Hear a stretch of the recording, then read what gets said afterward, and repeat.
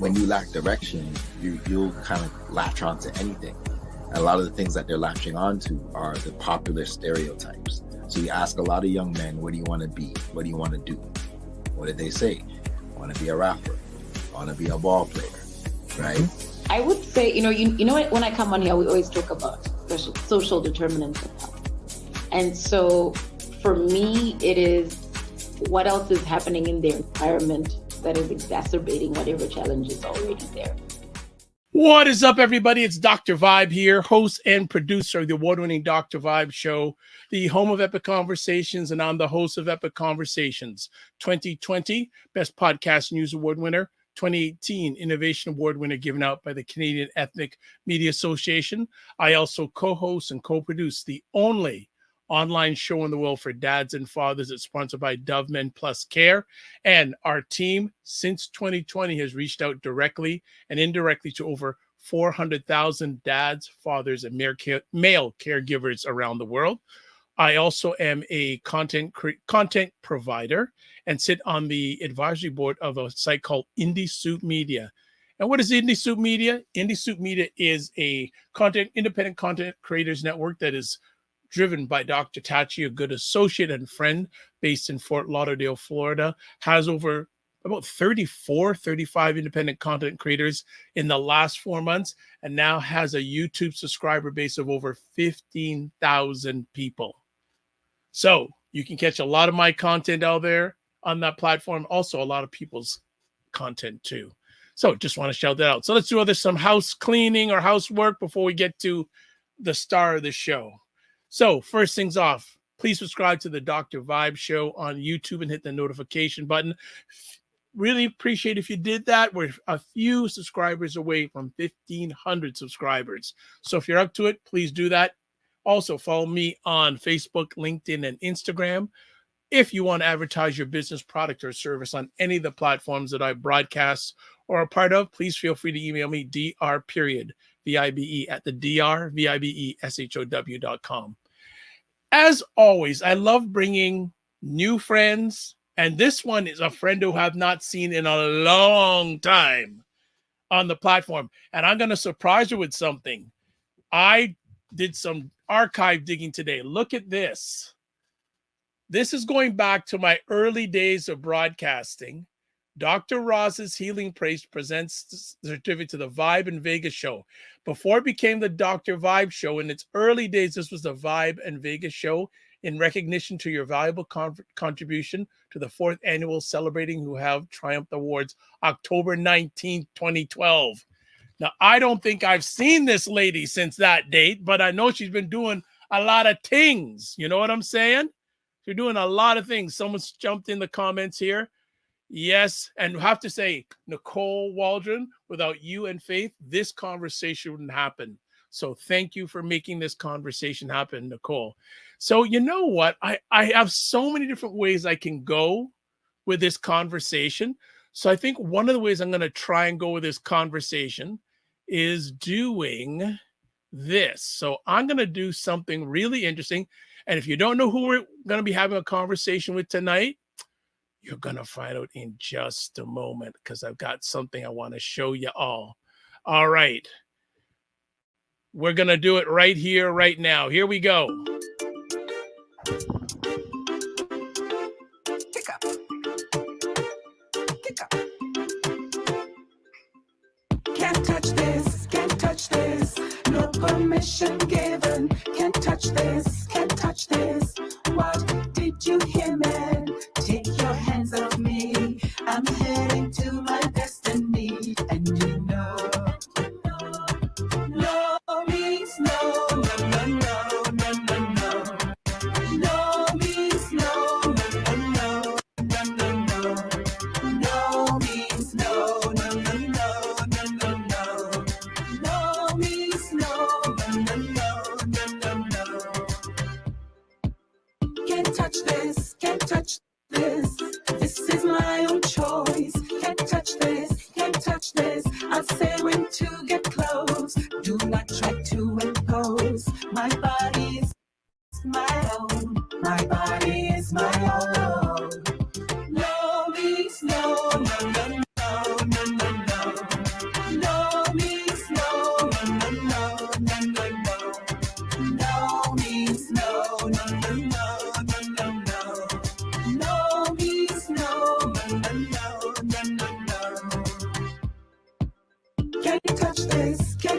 this. This temple is my soul.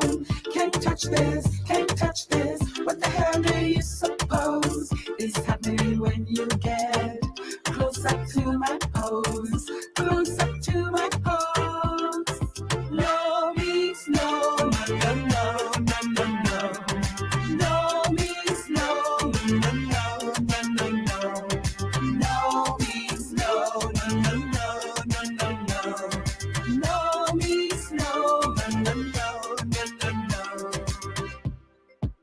Can't touch this, can't touch this.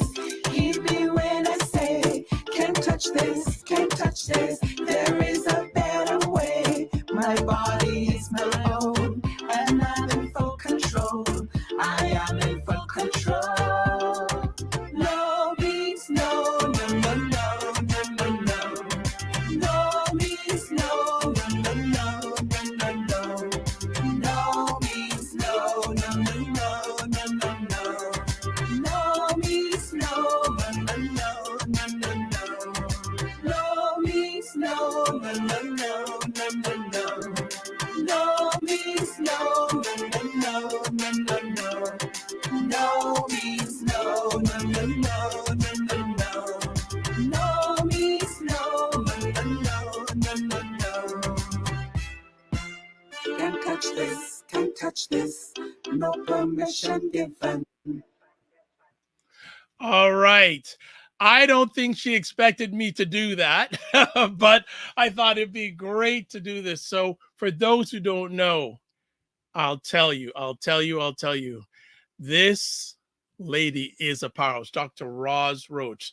We're going to have her on.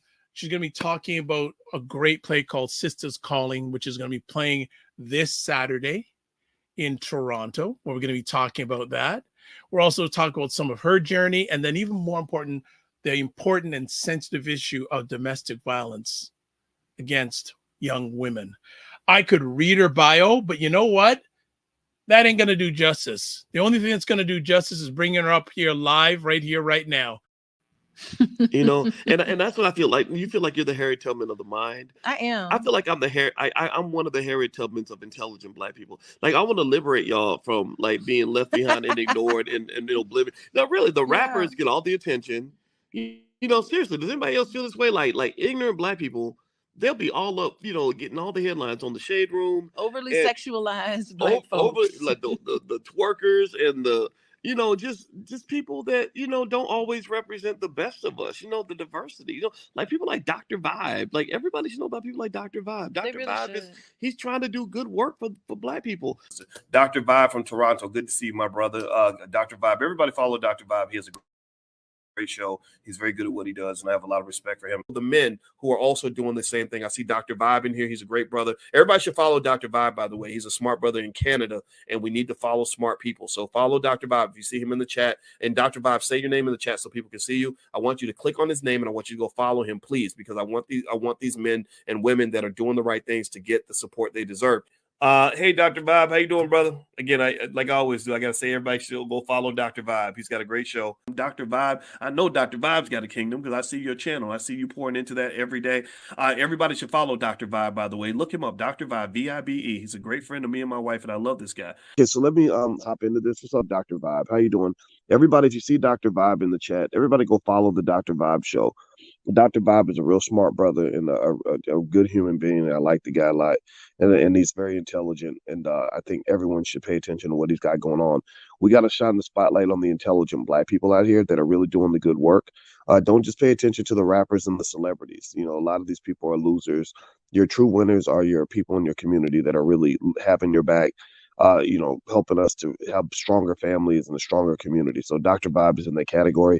So you might see the Dr. Vibe show in this chat. If you see him, please go follow him. Okay. All right. So anyway. So how did the world of domestic violence against women, how did you enter into that world? Well, interestingly or not, as I said, I believe that each and every one of us come on this planet with a purpose. Some of us get it very early in life, and some don't get it at all. Some just leave this planet and didn't realize what their purpose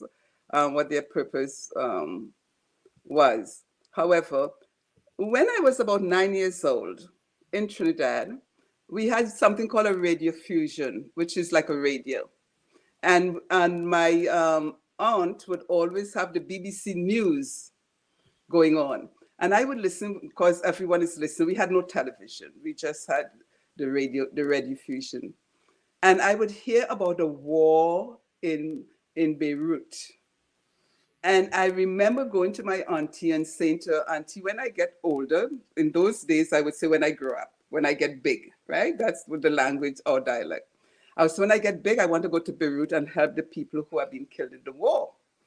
And my aunt said to me one day, where is Beirut? And I said, I don't know.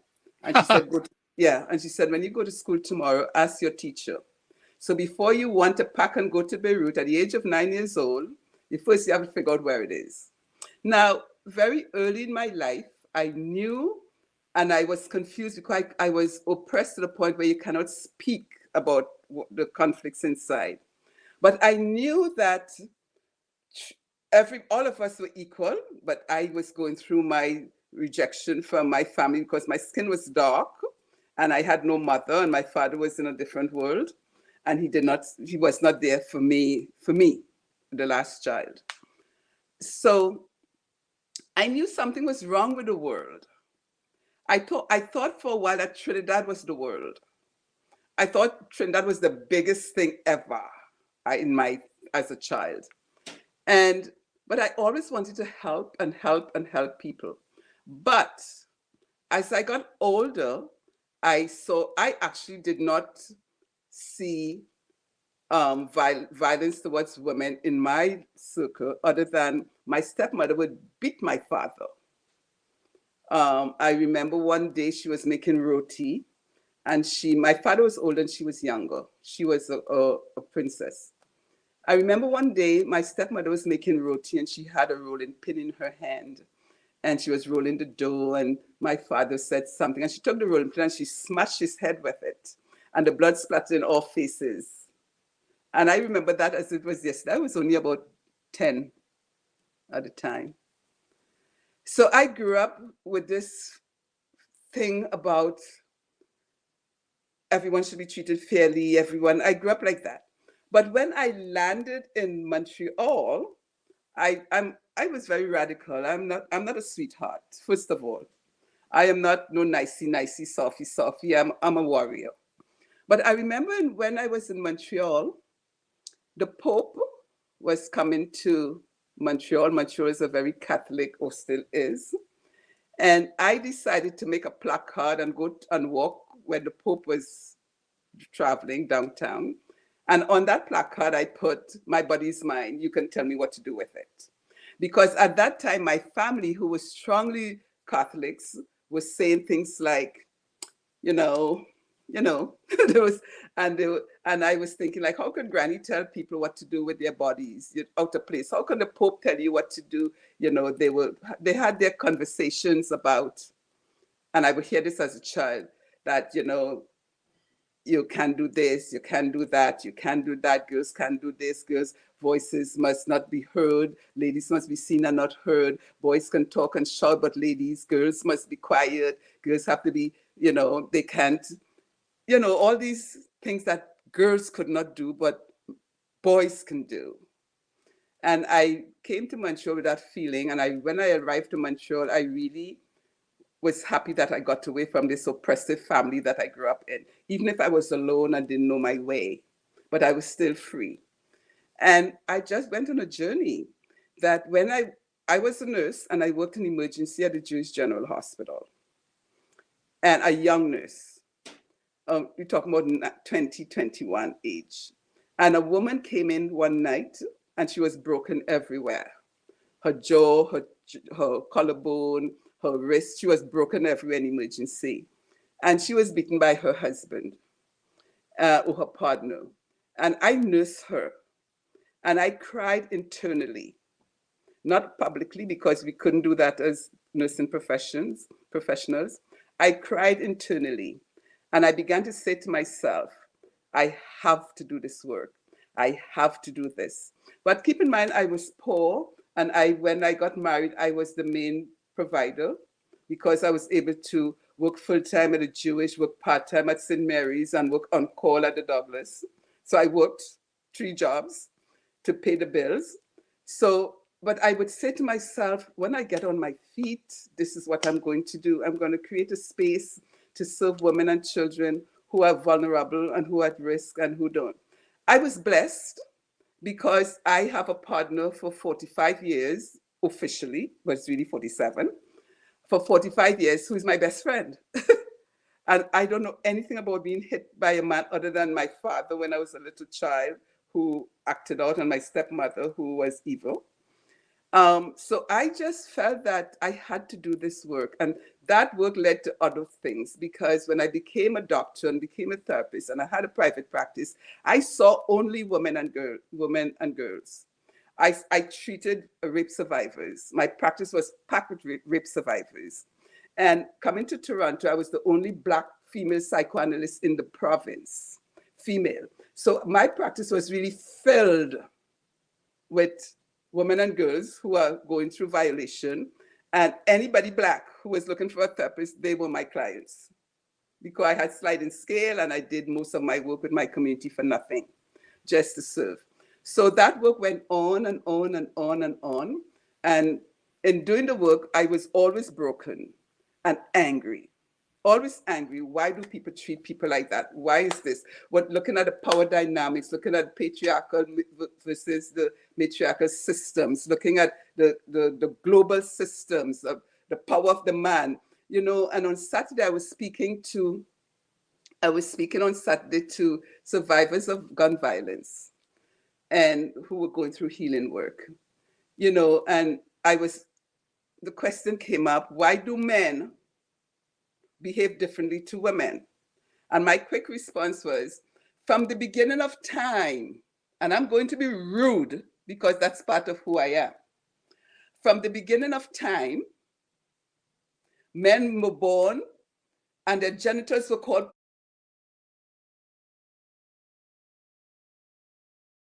And from the beginning of time, women were born, girls were born, and their genitals were called fanny, pom-poms, nanny.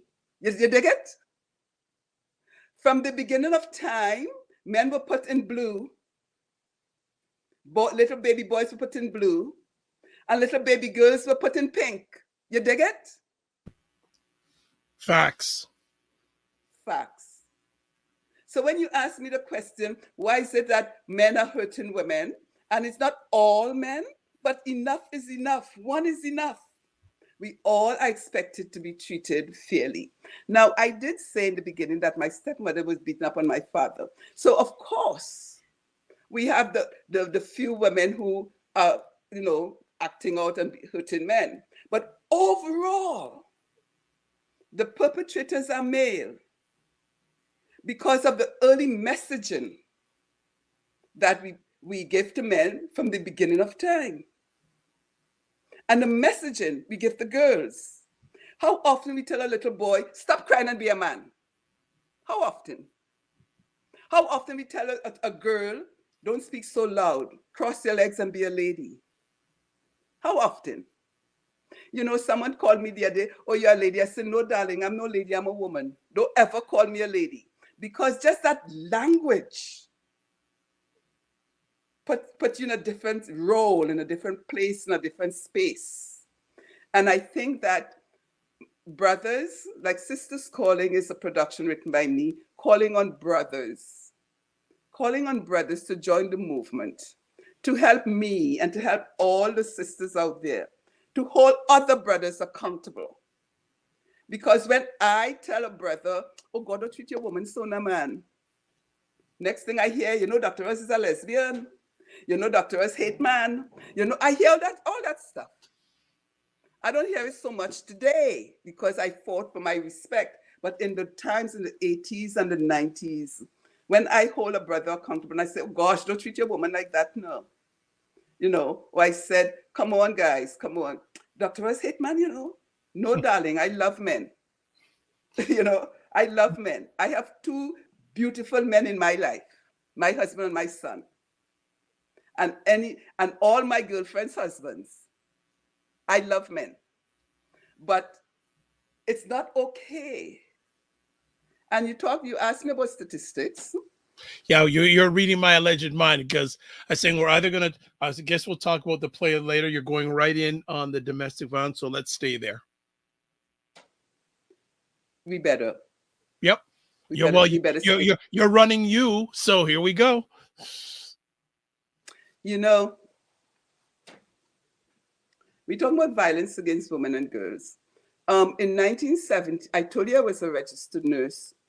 That's my first profession in Montreal. So I was the lead nurse at the Allen Memorial Institute in the 70s for adolescent psychiatry. And not the head nurse, the lead nurse on the ground. So we had 12 beds funded by the Quebec government. Quebec is all French. You could speak French, but if you're not a Quebecois, you're disregarded. Everyone in the profession had to be fluently bilingual. So at the hospital, we had 10 or 12 English beds funded by the Quebec government. So one day I came into work, and her name was Maggie. She was the receptionist, the nursing receptionist. She told me that the night before they got a call that the Quebec government was going to cut the funding for the English adolescent department. So I began to wonder, what would we do with our 12 English-speaking youth? They have nowhere to go. And if they go anywhere, they will go into a place called Shawbridge, which is a detention center for youth. So the conversation came, so what are we going to do? What are we going to do? And everyone I wasn't concerned about losing my job because I had jobs. I could go on a part-time job and say, I want to be full-time because I have seniority. So that wasn't a conversation for me. But a lot of other nurses felt they would lose their jobs. So I got up one morning and something came over me, and that's how I groove. I'm spontaneous, and I go where the spirit takes me. I don't go where the humans send me. The spirit has to take me there. You can't tell me to go there and I'll go, because I don't really respond to humans in the same way. So I got up that morning, and I remember having a little shaky car, and really shaky, chuck, chuck, chuck, chuck, chuck. And I drove to Ottawa. Wasn't planned, was not planned. Now, I knew where I was going because we would take our kids to Ottawa to see the Prime Minister, and we take them on tours on the summer for their summer outings. I went to Ottawa to see Pierre Elliott Trudeau. His son today is the Prime Minister of the country. So I'm telling you how long I'm doing this. When I got there, security said, where you going? They didn't know me, but I said, oh, I know this place, and I know we come here every summer. And I made contact with our Prime Minister of this country, Pierre Elliott Trudeau. And I remember saying to Mr. Prime Minister, I said, Mr. Prime Minister, the Quebec government cut off funding. We have 12 English-speaking adolescents. We don't know where they will go to Shawbridge, which is a detention center. But I said something else. I said, Mr. Prime Minister, if we don't do something about violence today, in 5 years from now, this country will be permeated with violence. We talk about 1975, 76, 77, eh? And at that time, violence towards women and girls was 1 in 3. 1 in 3 was the documented stats. 1 in 3 girls were violated with violence. Today, the same stats, how much years ago is that? Must be 40, 50 years, I don't know. The same stats is there, 1 in 3. But I'll tell you a secret. It's not 1 in 3 women has been violated, because it's only 20% of women report. And what is documented is based on those who report. Yeah. So if 1 in 3 is documented and it's only 25% report, do the math. Yep. Facts. Most women do not report, and every single sister has been violated at some point in her life, from the age of 14 to 65, at some point. And violence against women and girls is not, you don't have to break my nose or my jawbone to be violent to me. Call me a bitch is enough. That in itself is psychological violence. You dig it? So violence against women and girls does not come in the physical, it comes in the emotional, it comes in the financial, it comes in the spiritual, it comes in so many different forms. So when I talk on your show about this, I expect you to really straighten yourself out and do the right thing and be good to your woman.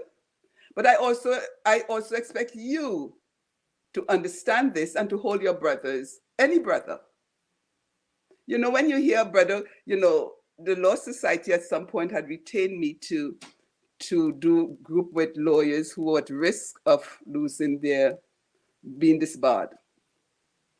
So every Thursday in my practice, I had a group for men, only lawyers. And these lawyers would come into the group and they would say things to me like, "Oh God, Dr. how are you looking so sexy?" Excuse me? These, you know, and that's my therapy group, right? Or these lawyers, one would say, one said one night, he said something like, "My wife is a..." I said, "No, you don't speak like that here." But she's a... The point I'm making here is how easy it is for men.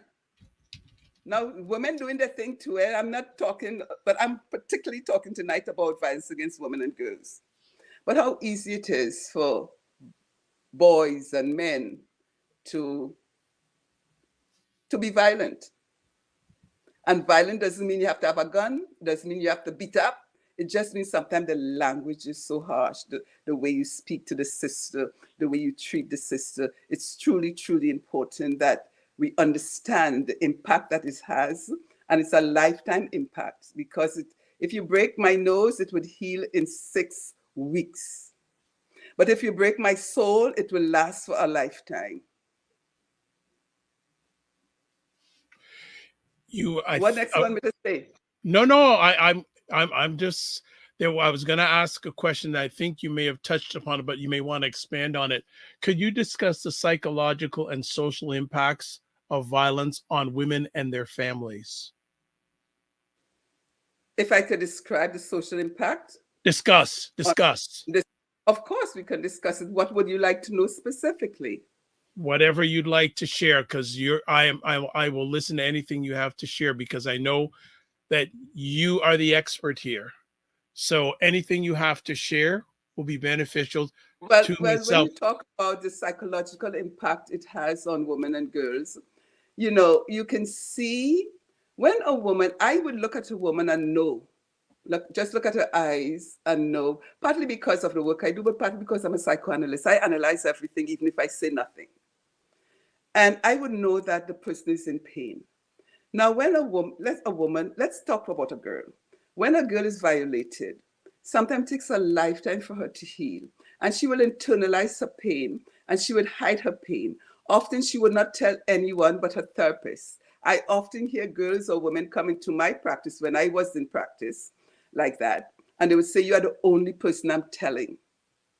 I will not even tell my mother." And why? Because women also judge other women. Even if they're going through the same stuff, society has set it up in such a nice way that we blame the victim for anything that happens to her. I'm in Trinidad on a radio show, and I'm talking about this. And a man who is a professor at the University of the West Indies called in. And he said, "But Dr. Roz, she looked for she thing. What she was doing outside 7 o'clock in the evening, she should be in she mother's house." Now, my point here is, I could walk as a girl. I should be able to walk the street anytime and anyhow. I could walk naked if I want. You have no right to touch me and cause me harm. None. So when I hear these remarks, it comes from women too. It comes from men, but it comes from women too. I hear women. I had a session at my center some years ago. We have staff meeting going on. And at staff meeting, the staff would come and present the case of the client that came in the night before, or the day before, or the 2 days before. And this staff is presenting a case. And this staff said something like, she came in, she had a broken this and a broken that and a broken that and a broken that. And one of my paid staff who's working there said, "Oh my goodness, what did she do for the man to beat her like that? She must have done something." Now, my position is, you are blaming the victim. You are assuming that people have the right. If I say something, you have the right to smash my jaw.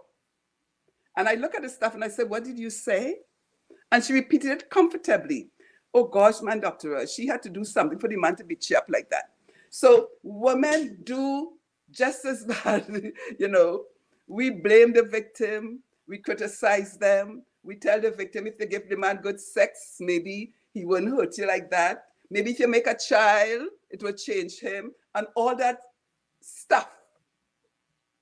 We as women, we got to learn that you don't have the right as a woman to hurt anyone, and a man has no right to hurt you. Don't tell me about he raped and killed her because she was wearing a short skirt. We hear too much of that. Too much of that we hear. Don't tell me things like, "Oh, what she was doing at the boy's house." If I go to your house, I didn't go there to be raped. I went there to study. So it's all these messaging that we send out. You're talking about how it affects the family psychologically. The family themselves re-victimize the victims. Okay. You, as particular in many cultures, let me talk about my culture. In my culture, something happened to you, you come and you tell your mother, your mother cut your tail. Instead of saying, "That was wrong, no one has the right to treat you like that, no one has the right to put their hands on you, no one has the right to hurt you." So it's perpetuated throughout, and society has created this. The way we are enculturated, the way we are trained, the early messaging that we get when we come in this world, and we get the messaging in different ways. We get it directly and indirectly. We listen to music. And for example, look at soca. I love soca. But sometimes I listen to the lyrics and I said, "Oh my God, my pulse is raising. What is he saying? Get she a slap now, get she a this, jam it up and she," you know what I'm trying to say? Like, what is that? So it keeps, and in my lifetime, it would not be eradicated, but I will only continue to do what I do. And I would hold everybody accountable. Anybody. Like I watch my children and I watch my son, who keeps me grounded. And my son, I remember one day I was driving on a street and somebody cut in front of me. My son was with me. And I slammed on my brakes and I said, "What the hell is wrong with these people?" And my son looked at me and said, "Who are these people, Mom?" He said, "That's racist language. I'm disappointed to hear it coming from you." Wow. He checked you. Yeah. So we are all responsible to holding one another accountable when we slip up. How does violence against women affect their economic stability and opportunities for advancement? Yes. Well, that is a piece of conversation that is ongoing for me, because when a woman lives in a violent situation, often she lives with her abuser. Often you'll find that a woman runs just for her life. Like she will leave the house and the man stays in the house. So when she leaves the house, she's automatically homeless. Homelessness is not only about the person lying on a cardboard on the streets of Toronto or the streets. Homelessness is the person out there who don't have affordable housing, who don't know where to rest their head at night. They end up at shelters. When she's in the shelter, the abuser is still living at home in the nice fancy house that both of them contributed to building. And he's in the house and she has to find a place to live. So then, if you're talking about economics, she, especially with Toronto, she cannot afford the rent to go independently and rent a house out there with the cost of rent and housing in this city. So she's automatically homeless. So what happens? She goes on a waiting list for the next 10 years. She's homeless for 10 years because she can't afford to pay a rent of a one-room unit for $3,000 a month. It would affect her schooling. If she's in school, she somehow is emotionally distressed, so she may drop out. or she may not be able to concentrate on her studies. She may fail. And if she's working, she's stressed, so she ends up with the high blood pressure. She ends up with all the chronic migraine headache. She ends up with the menstrual cramps that she thinks has something to do with her reproductive system, not realizing it's the stress of the day that is causing her to bleed like that. So it affects every facet of her being. And she becomes a different person. She lost her health. She lost her companionship. She may lose her children. She lost her income. She loses her friends. Sistas Calling speaks to that in a straightforward way, because it's a true story that we put on stage. It's a real story. And we put it on stage through dance and music and narration and outcomes, showing outcomes. But I need to say, with all the sad story you hear me share, we as people, we have a resilience. We have a cord inside of us that would allow us to bounce back and to take charge if we really, really want to. We as people, we might be victimized, but once we are living, we are survivors. So we then have to be able to hold on to the strength of the survivor and make positive changes and grow. Okay, you did talk about Sistas Calling, so let's talk about how did that come about? Yeah. Well, I hear of the death of a woman almost every day. Why? Because I work locally, nationally, and globally. So some years ago, a woman came to the center. She was a nurse at Toronto General Hospital. And she somehow found out that I was a nurse in the past. So the odd times when she would bump into me, she would say, "Oh, you were a nurse, and I heard you were in charge of nurses at Toronto General," where I was at one point when I first came. And we would talk about nursing. And then one day, I knew nothing much about the woman because I really don't get into the clients' spaces and places. And then one day I came to the office, and my program director, her name is Pilar Martin, whispered to me that she had left the center. And I said to Pilar, "Where did she go?" Pilar said she got some kind of housing on Front Street. And I thought, how would she afford to pay that? She's working for $40,000 or $50,000 a year. Rent down in Toronto is so expensive. And I whispered to Pilar, I said, "Pilar, you believe that?" And that's what we do. And we did not believe her. But what happened? She went back to the abuser. She went back to her husband and the children's father in Thorncliffe. And about a week or two, maybe after that conversation, I got a call from the media. And the call said, "Dr. Roz, I believe you lost one of yours. This happened." So I went to the crime scene. The man stabbed this woman like 60 times. He stabbed this 11-year-old son 30 times, some kind of a formula. And then he went and he jumped over the DVP. Oh my goodness. Now, I was angry, and my anger is not what you think it is. My anger is, what can I do to make a difference? Give me some of that energy to get in people's faces and places to make change. But around the same time, I do this work in the Caribbean as well. I bring women out of the Caribbean here to Canada if they're at risk of being murdered. Help them get their landed papers, set them up, and have them start a life so they don't get murdered in the Caribbean. So at that time, I have a friend, someone who I treated for a long time, and he speaks publicly about it, so I can speak about it. So he was a drug user, and I was his therapist when I was doing the research on treating illnesses with all drugs. He was one of my clients.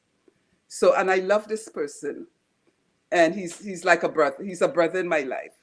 So he came to me one day, he hugged me, and he told me in my ear, he said, "I have someone whose husband is beating her. I want you to meet her, but don't tell her that I told you. I said, no, I'm not going to tell her anything. Her name is Marcia. Her name was Marcia. Marcia was, she worked for the Gael, and she was the anchor woman on evenings with the evening news. So I met her. It was set up. She knew my name, but she did not know me, but they talk about me all the time. So we sat for about 3 hours and we talked. I knew why I was there, but Marcia thought I was there for just to get to know each other because Errol talks about me all the time. So we talked for about 2 hours. We talked about carnival, we talked about costume, we talked about dance, we talked about soca, we talked about England, we talked about Canada, we talked. And then when my driver called for pickup, I said to her, I have to leave. My driver is coming. She leaned into me and she said, Dr. Roz, I have a friend and her husband, I think her husband is abusing her. What should I tell her? And I gave her a safety plan. I said, well, tell her if she has a relationship with her mother, tell her to do this and that and that and that, which is the same safety plan I'll give to the people I'll bring out of the country so that they're not at risk of being killed. And I told her that. And then I was beginning to get a little agitated inside, and I leaned into her and I said, Marcia, you sure you're not talking about yourself? And she said, no, it's a friend. And I said, all right, okay, if you say so. But I knew she was talking about herself. So I came back to Canada, and about 4 or 5 days later, I got a call. Dr. Roz, Marcia's husband just killed her. He beat her with a hammer on her head, set her on fire.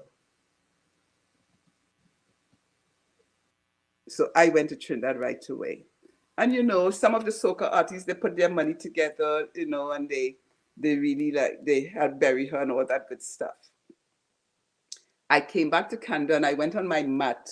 I spent a lot of time on a mat in front of a fireplace in my studio at home, and I meditate. And I decided I am tired, running around the world with a briefcase in my hand, with overheads and handouts and brochures and articles and publications, impressing the same people around the world about violence and its impact and changes. So I then decided I am going to go to the side of me that I really, really, really, really like, which is the artsy side of me. I call it my healing side. And I decided to write Sistas Calling. And that's what you'll be, that's where you will be coming to the show on Thursday, on next Saturday, so you need to see the show. It's called Sistas Calling. You've talked a little bit about communities playing a role. What about policy changes you believe they're necessary to better protect women and reduce violence? Yes. So there are ongoing policies, but you do know that different government has different understanding about what happens to women and who value women. And I'm going to say something real harsh, that sometimes some of our policymakers, they do the things that we say they should not do. Some of our policymakers, power is an interesting thing. So often people with power abuse power. So it's really hard. And if all our policymakers or most of our policymakers are male, it's even tougher. So a big piece of our work is to encourage sisters to step out of the box that we are put into and go step into the political arena so that you can have a seat at the table to use your voice as a woman to make changes for women. Because if policies are continuously being developed and created, I look at what's happening on the other side of us, at our neighbors. And I look at the policymakers. Who are they? What do they look like? But they're making policies about women's bodies. And these are men. So we need sisters to step out of stop being a nurse and, this and that. Step out into politics and be brave and bold, because politics is not an easy place to be. Being in the political world is not easy, but there are a lot of sisters out there strong enough and brave enough and bold enough to become policymakers. I have a little mentee who works for me or works with me, not for me, but with me, who is studying to do, global health policy. And I'm watching her closely because, she's at university doing her thing because she has to step out at some point and have strong policies about health, strong policies about violence and its impact of violence on women, how it affects your health and well-being.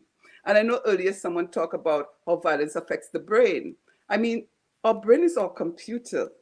And each time we get frightened or nervous or get a punch, we secrete hormones in our brain.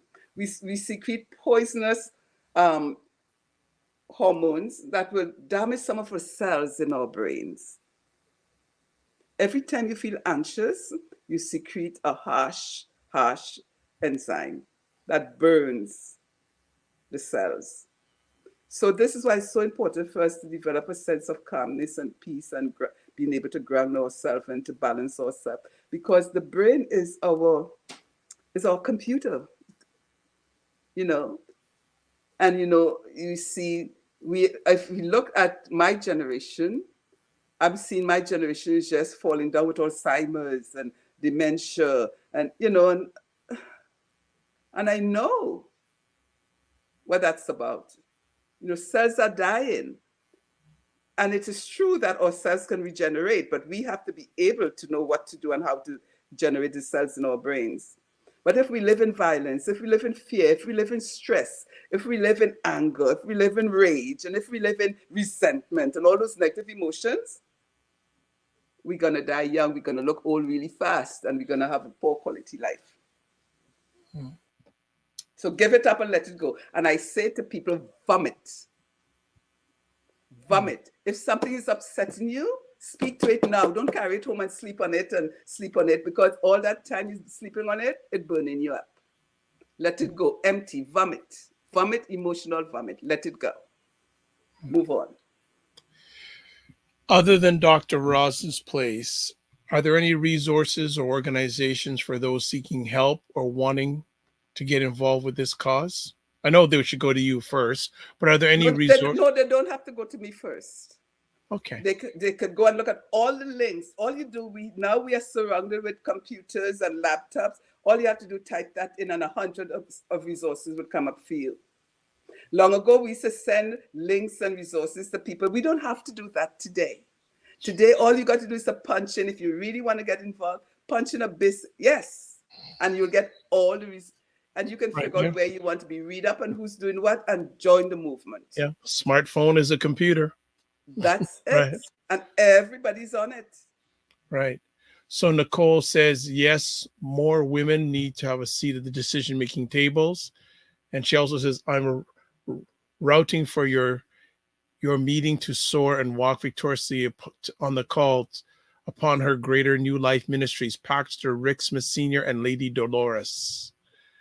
And also she says, we have to remember that so many women that are abused and we do not have enough safe spaces.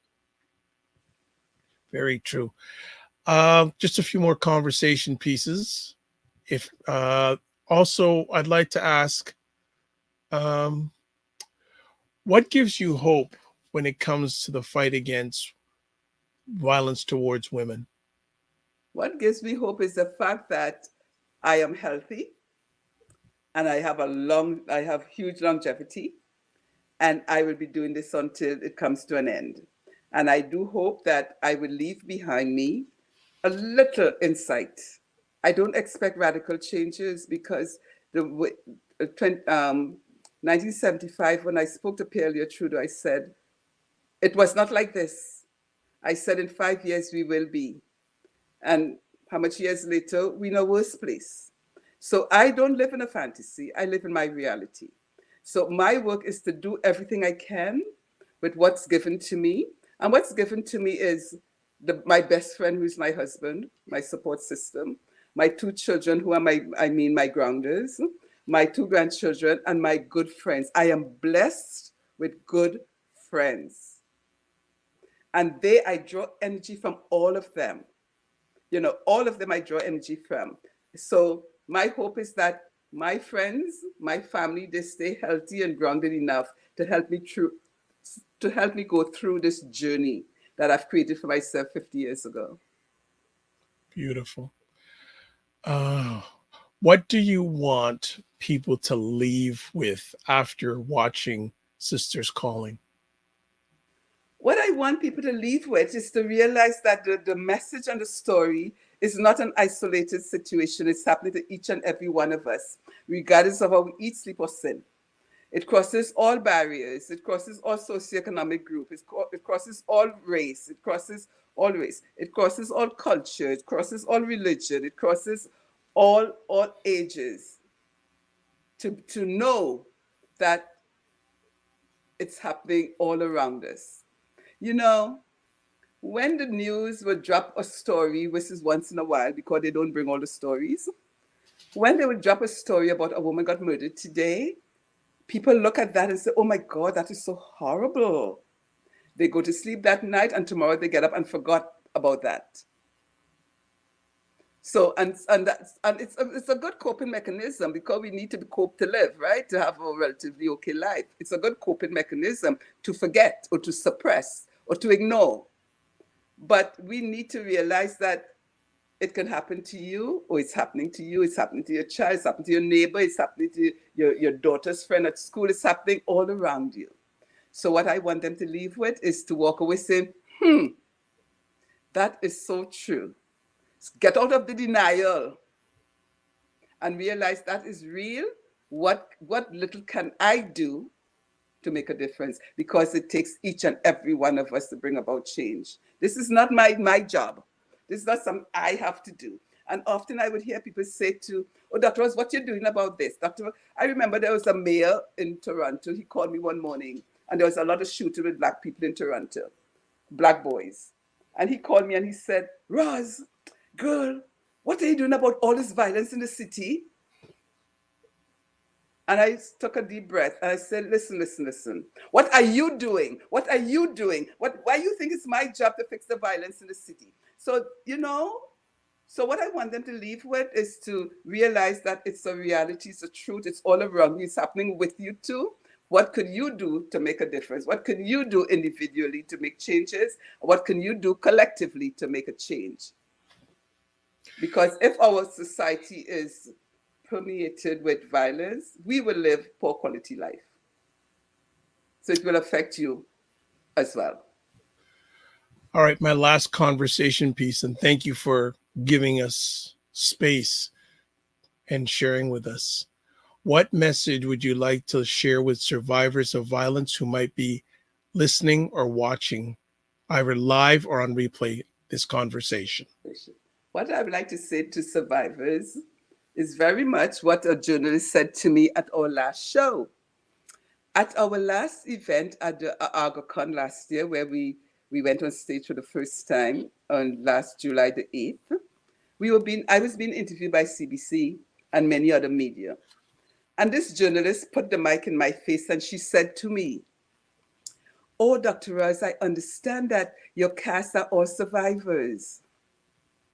And I said, yeah. And so she didn't know I was going to say that, but she had me on mic. She had the mic in my face and she had a camera on me. And I said, yeah. And I said, so are you. You're a survivor too. So she got nervous. I said to her, so don't feel that the people who act in here are all survivors, because every woman is a survivor. Because from the age of childhood to 65, at some point, you have been violated. And I said, you're a survivor too. So not the people on the stage, it's not only the people on the stage.